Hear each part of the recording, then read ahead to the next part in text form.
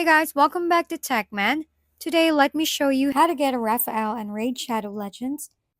If you were hoping to get Raphael or the other Teenage Mutant Ninja Turtles, just a heads up, this event is no longer active, so these characters aren't obtainable at the moment.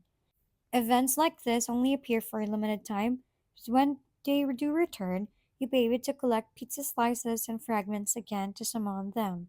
To unlock him, you'll need to collect 1,000 pizza slices, which are earned by completing event objectives in campaigns, shop offers, dungeon maps, and soul stone summonings. These pizza slices let you flip event cards, and among the possible rewards is a Raphael fragment. You'll need 100 fragments to summon him. Once you've collected enough, head to the Fragment Summon portal, select Raphael, and press Summon.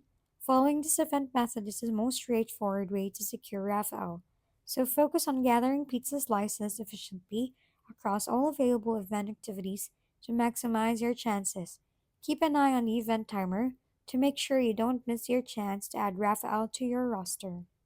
If we've been helpful, kindly give us a thumbs up and don't forget to hit the subscribe and bell button for more contents.